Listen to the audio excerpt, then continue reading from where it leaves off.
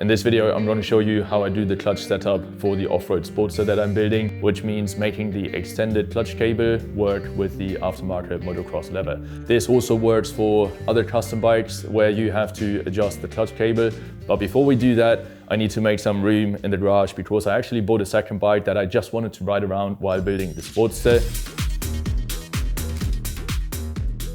It turned into much more of a project than I anticipated. And even though it's not done yet because I'm waiting on parts, let's move it out of the garage, clean up a bit so we can make some progress on the Sportster.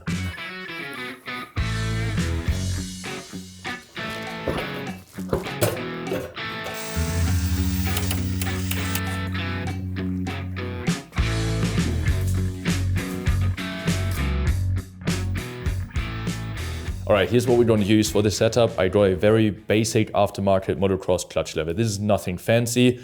It's cheap, it gets the job done. Well, at least I thought so. I really wanted to save some money with this setup. That's why I went for the cheap clutch lever. But it turns out once more that if you buy cheap, you buy twice. That's what I had to do because the problem that I ran into with this lever is that it didn't have enough pull to actually engage the Sportster clutch. So I had to upgrade to a much more premium one, which fortunately made this setup work without any other changes. So the rest of the process stays the same. So I can show you everything with the generic lever. And then in the end, I'm going to show you the new lever and the final setup.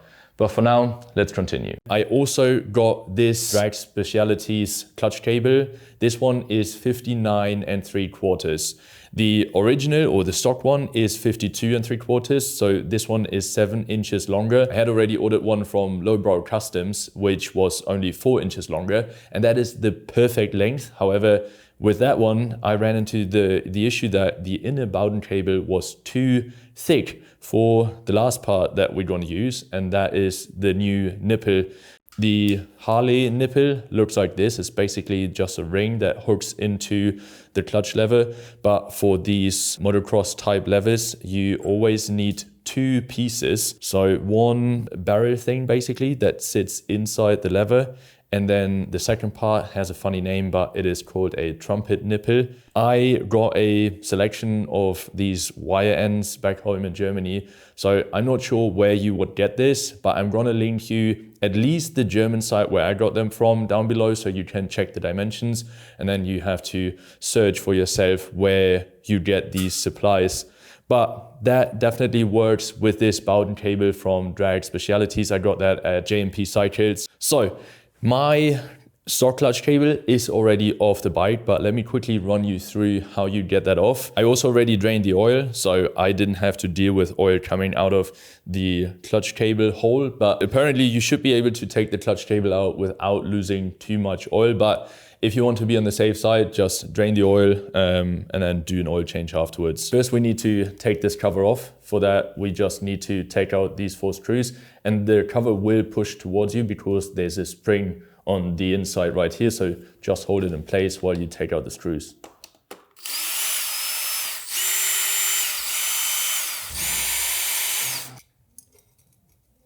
The spring on the inside should stay in place, and behind that is a nut.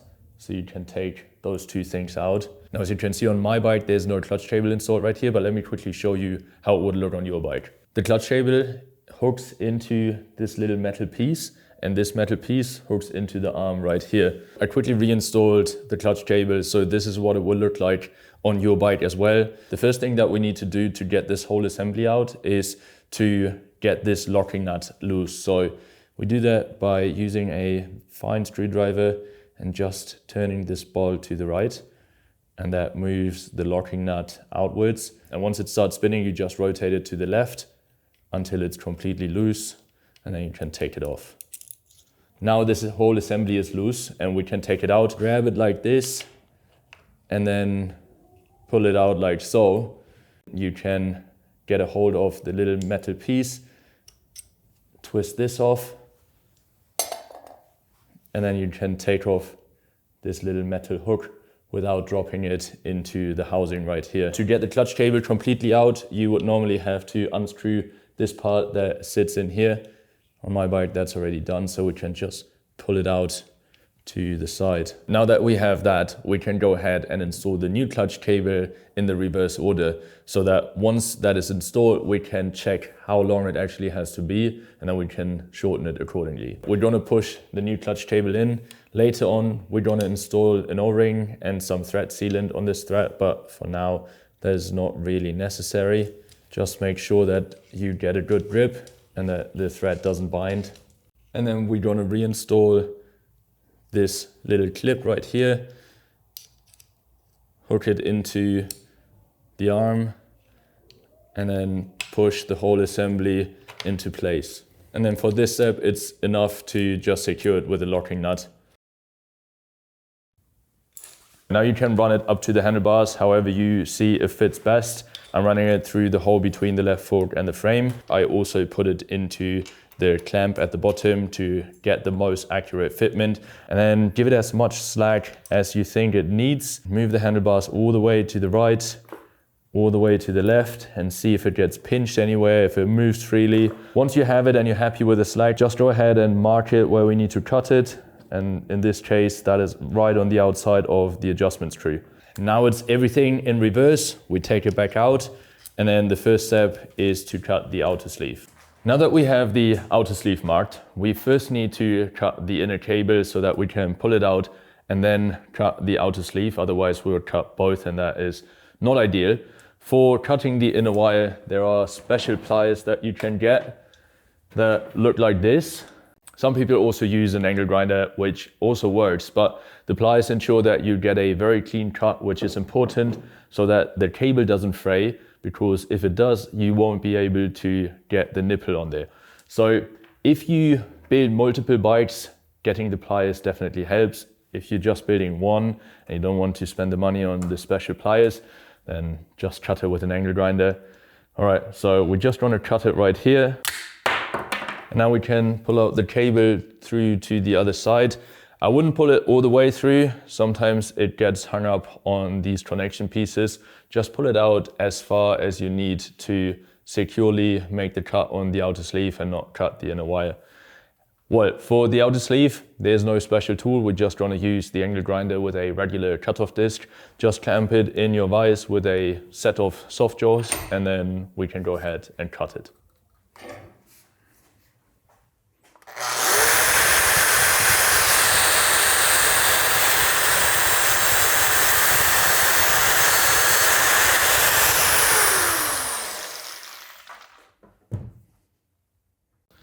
Now, before you push the inner cable back through, it can make sense to use something pointy, like a scribe or something like that, to clean out the inside right here. If you need to do like major corrections, you can also use a little file. And then once all of that is cleaned up, the next step that we need to do is to transfer this end cap. The easiest way to do it is to heat it up a little bit and then use some pliers to pull it off.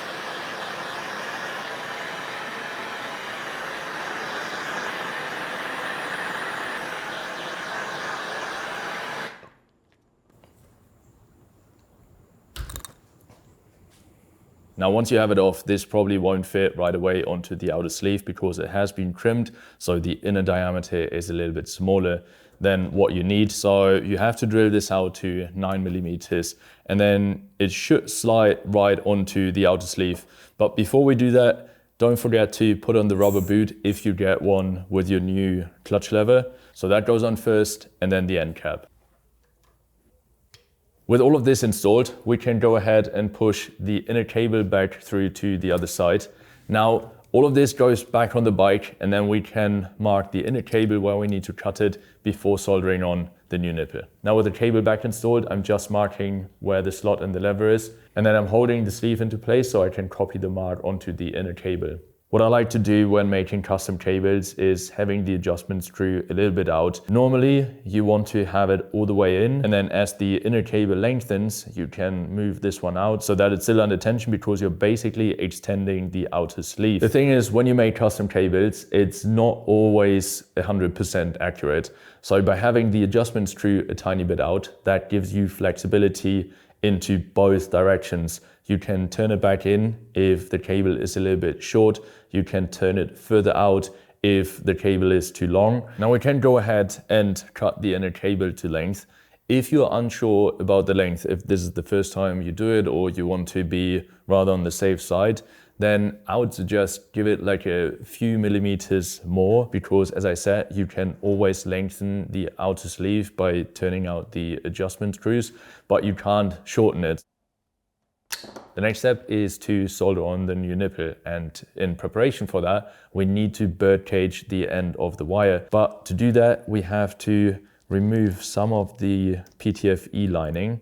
I'm removing about like 1.5 inch maybe. That should work with my setup. Once we have that off, make sure to put on the nipple. And then I have several different DIY tools that I made myself for bird caging and then also for soldering. I made 2 separate videos about that. I'm gonna link you both of them down below in case you want to build them yourself. There are also places that sell these, but I don't know, they're quite expensive for what they are. So this goes in the vise, and then I just have to choose the right slot for the 2.5 millimeter wire.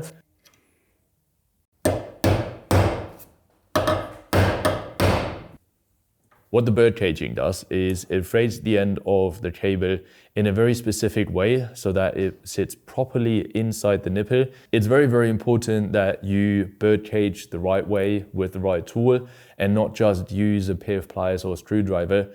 That might work on throttle cables where you have a lot more very, very fine strands, but even there, it's a lot better if you bird cage the proper way, because this will ensure that you have a good connection between the cable and the nipple, and that it not just slips right out once you put pressure on it. So make sure that you either build yourself the tool, get the right tool, or find a shop with the right tool to properly bird cage the end of the wire.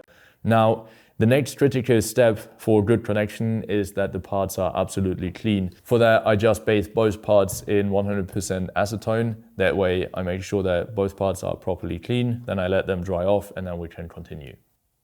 For the soldering process, I built myself this DIY honey pot basically. It's just square tubing, and then I welded on 2 big nuts so that I have this little pot right here. And before I used a candle underneath to heat this up, but honestly, it's much easier and quicker if you use a blowtorch. The solder that I'm using is called SSN97AG3. And to make this stick to the cable and the nipple, you use something that is called flux. So this is liquid flux. As with all of the rest of my Bowden cable supplies, I bought all of this back home in Germany. There's an amazing shop there that I'm gonna link you down below in case you live in that area. Otherwise, you just have to Google for yourself where you could buy this stuff. So let me go ahead and fire this up right here.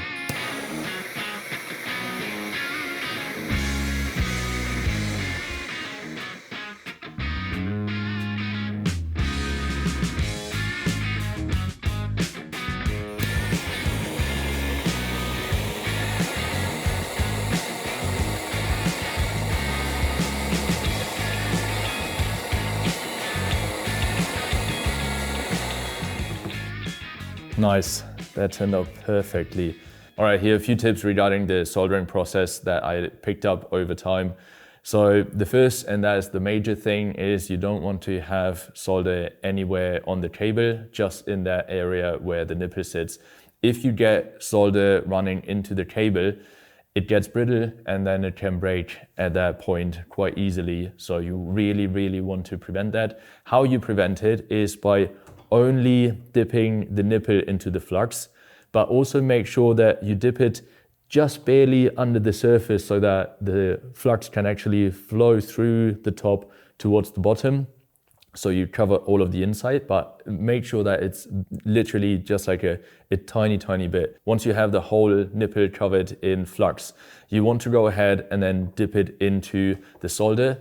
And it will only stick where the flux went. So even though it looks kind of funny, you're good. And what can help you to get a very nice result like this is to keep heating the solder while you dip it. Move the flame away a little bit, but have it properly warm and stay warm even while dipping the colder part into it. If you get an electric one, that will automatically stay warm and make it a little bit easier. They're also not very expensive, but if you have this lying around, you can literally build it out of scrap parts. Once you're finished with the soldering process, just double check your results.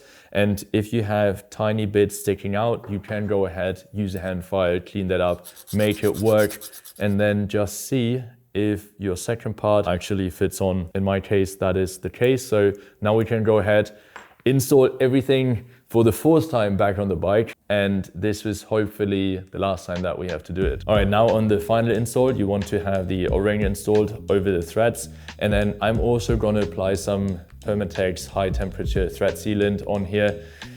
People debate whether this is necessary or not, but one of the clutch cables that I ordered in order to figure out which one actually works for my setup came with some thread sealant, and I've seen other people use it. So I'm gonna do that. Just apply a little bit on the threads right here.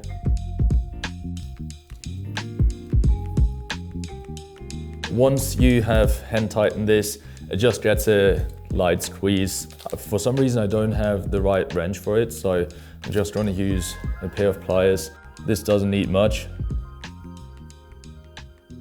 Now we reverse all of this, and then we can hook it up at the top and see if it actually fits.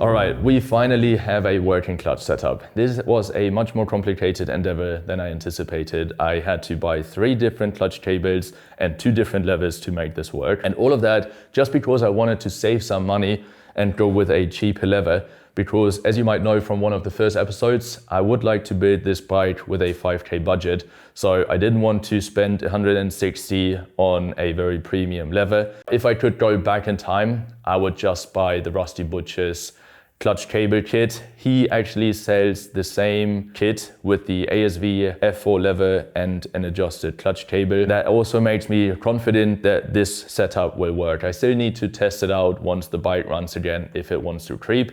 But since he sells this on his website, I think I should be fine. Now, if you still want to build your own clutch cable just because it's nice to know how to do these things, I'm still gonna link you all of the parts and tools and the videos that I talked about to make this possible down below in the description. If you want to check out any of the other parts that are on this Off-Road Sportster, I'm also going to link you the dirt build sheet down there. But in hindsight, to be honest, I would recommend you to get the kit from the Rusty Butcher. It is so much more simple, it is plug and play, it works, and you don't have the hassle of like measuring and doing it yourself, installing it 4 times, taking it back off. But it's your choice. The good thing is, while I had to wait for all of these different parts to arrive, I had enough time to actually do a almost complete restoration of the Honda Helix. It rides, it looks better, so we can talk about that in one of the next videos. If you want to catch up on the Off-Road Sportster episodes, I'm going to link you the full playlist right here. And with that being said, thank you very much for watching, and I see you in the next one.